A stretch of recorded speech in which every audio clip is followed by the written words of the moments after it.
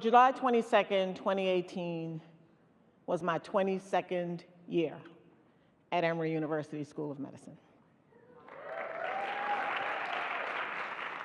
That Monday, July 22nd of 2018, we welcomed the class of 2022 at Emory. In that class, there were 32 African Americans, right? I heard that. 7 Hispanic, 77 women out of a class of 138.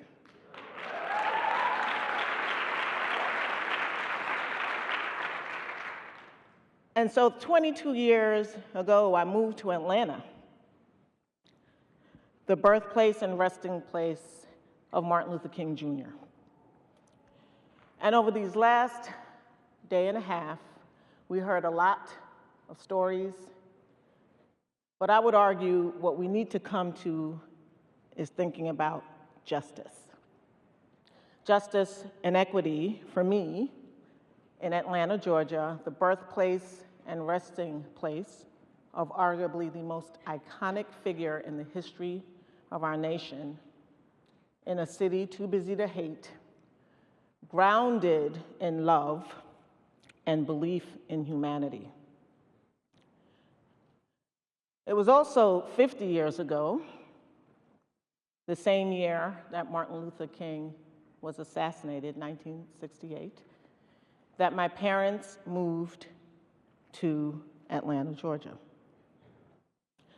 Y'all know that we are Jamaican. You may have heard me say that.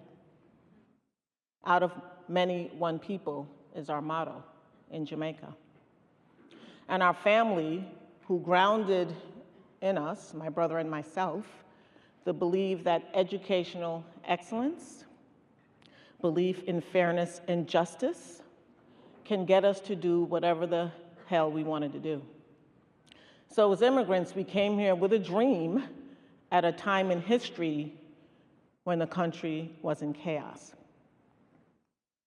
It was 1993 that I graduated from Howard University College of Medicine. So this past May, I celebrated my 25th anniversary from an HBCU, a school that dared to give me an opportunity in the spirit of inclusion, because there I was not isolated. And when you think about diversity, and we hear that a lot, I'm kind of over that word, to be quite frank, because diversity is here to stay. When you think of out of many, one people, where are we now as a country? That was then, this is now. In the United States right now, by 2044, more than 50% of the nation will be from a minority group. I don't know where you will be in 2044. I may or may not be here. It's okay. I'm just here to make a point. And by 2060, approximately 1 in 5 people in the United States would have been born outside of the United States. So I've already beat that statistic as an immigrant to this country. So the reality is, while we're talking about diversity, if the data and the census tells us that we are going to be moving beyond that, why are we still talking about that and not talking about equity? Meaning getting people what they need when they need it. And what are the challenges? And I would argue, perhaps, when you think about the climate, where we have to still fight or see our Supreme Court act or not act, as it were, on things like transgender usage of bathrooms, the solidarity we must still have for our LGBTQ brothers and sisters who, by the way, gave powerful testimonies about the pain and suffering that they had endured over the last day and a half that we were with them. When we think about, fortuitously, organizations like the AMA who challenge us to think about, for God's sake, should we do something with DACA and ensure that people who are here have what they need to succeed?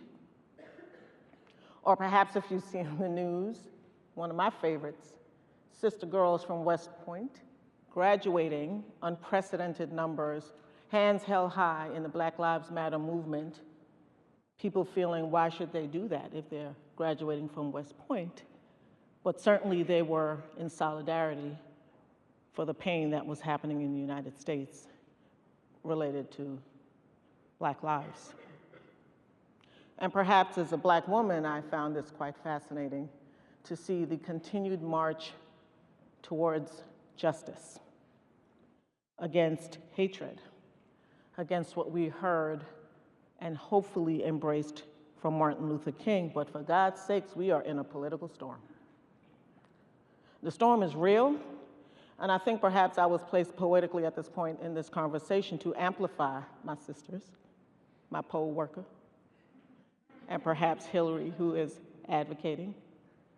Because until we weather this political storm, which I, by the way, know we will and must, we need to start thinking about equity. Are we, all of us, thinking about what that means in the construct of the realities of diversity? And I would say people link inclusion with diversity, but we all know that inclusion sometimes means isolation. Because when we check box just to say you got a diverse group, whether you put the Black person, the Black woman in there, they get a twofer with me. I can tell you that it can sometimes be isolating. And until you have the strength and the energy to fight, and by the way, now we have things like LCME 3.3 that tells us by mandate that we must consider diversity as part of the accreditation process for medical schools, or the clinical learning environment review, where we are mandated in residency programs to think about diversity and disparities. Is that enough to check the box? I mean, I'll take what I can get for right now, because we have to do it, but perhaps the moral imperative needs to be louder. And so my conflict and interest, in full disclosure, resulted really in thinking about how to address this. First in 2016, with our first textbook, Diversity and Inclusion in Quality Patient Care, which really gave narrative accounts from the voices of our patients, giving tools for us to think about when we care for different patients from different backgrounds, to use different modalities to present and discuss, and think about this. And I give a lot of credence and credit to Marcus Martin, Lisa Moreno-Walton, Anna Jones, who was a part of the first textbook. And just last week, our second textbook, ironically, also was published. And this one really was apropos to this conference, Diversity and Inclusion in Quality Patient Care, Your Story, Our Story. And we heard some stories. Some of them you heard from some of the presenters today, this past 2 days. Shayna Zucker told her story. And if she's still here, I want to say they are our future, to be bold, to help us think about equity and inclusion. Asia Liferidge told her story. She's an author in the book about being a trailblazer, but more importantly, thinking about perhaps being an African-American woman trying to lead and do her best, but also be scrutinized along the way. Teresa Smith told her story. So y'all got a preview already to the stories that were presented. But I would argue that we all have a story. And if you look around, left, right, in front, behind you, up in the balcony, if we don't listen to those stories, as you have heard time and time again, Jay Baruch, one of the first speakers on the first day, brought that into context, we will never be as good as we could or should be. We could never reach the equitable goal we should hope to get to in our very formidable work as emergency medicine physicians, because how we see the world through the eyes of one another is really routed on the stories we hear and the stories we give. And if we are not listening, we will miss it. And I don't mean miss maybe the MI or that diagnosis. I mean miss the fundamental opportunity to give people their life back in a way that brings joy and perhaps pain, but in a way that is equitable and fair.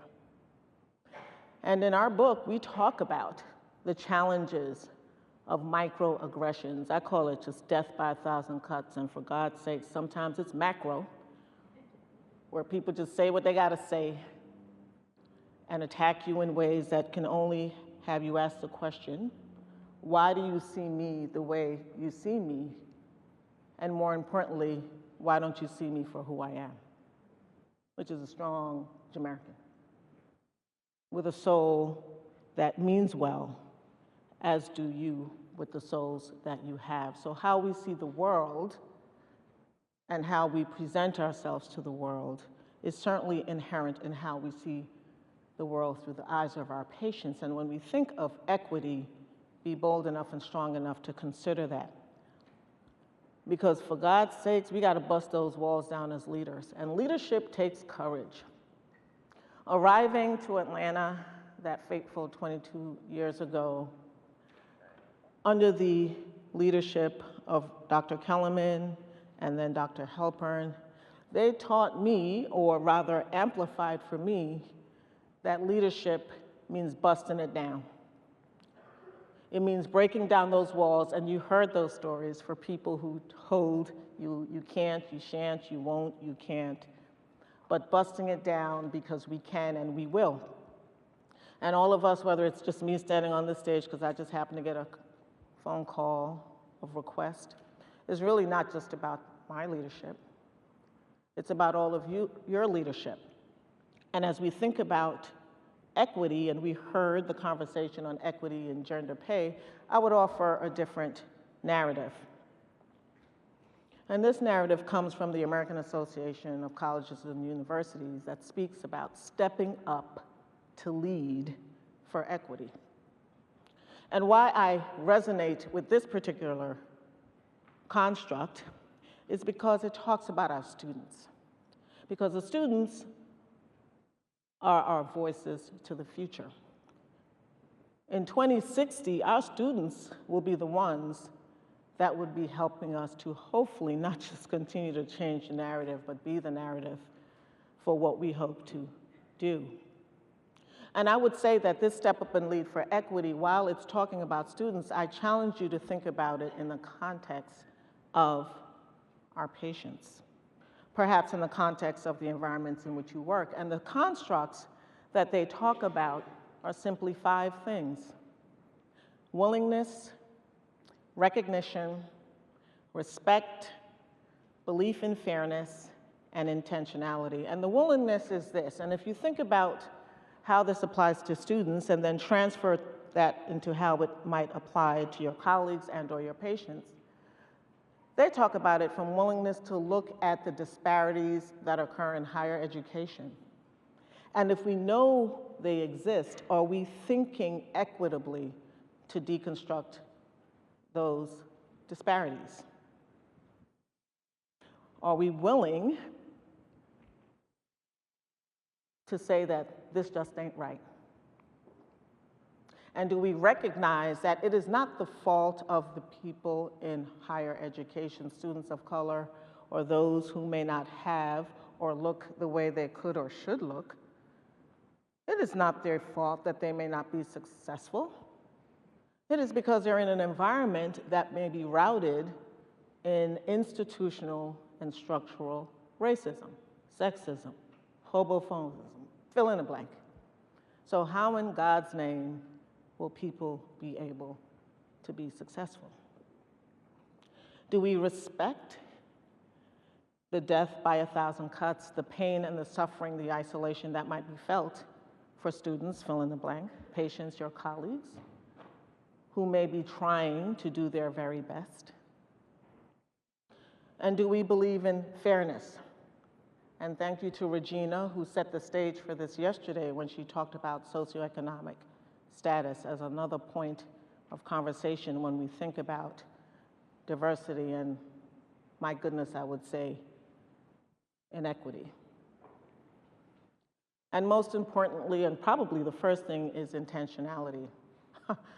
Are we bold enough to look at those constructs and where biases and stereotypes and discrimination are part of our policies, our procedures, our programs? And not only do we address it, but do we dismantle it? Can we do that? It takes a little bit of courage, a whole lot of moxie, but you can. And we must.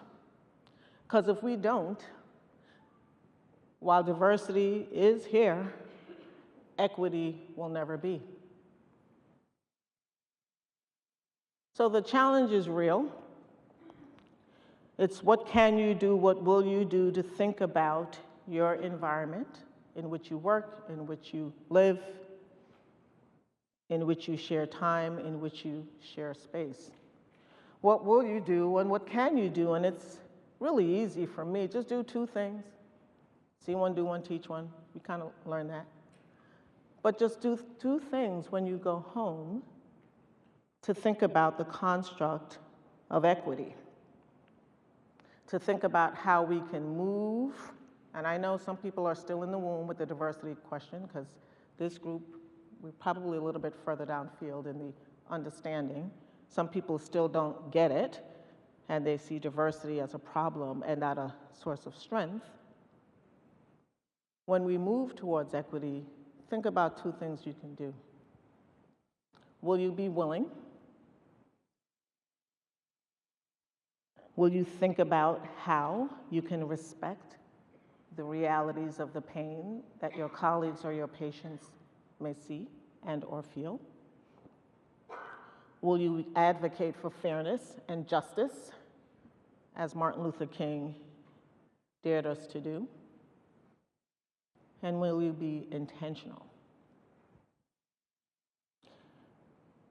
I challenge you to do that. And in the end, 19 days from now is Election Day. 19. I am in Atlanta, Georgia. We have Stacey Abrams, an African-American woman, running for governor. Woo! Alongside someone who touts guns on television next to their child. So vote. I'm Sheryl Heron, and I approve this message.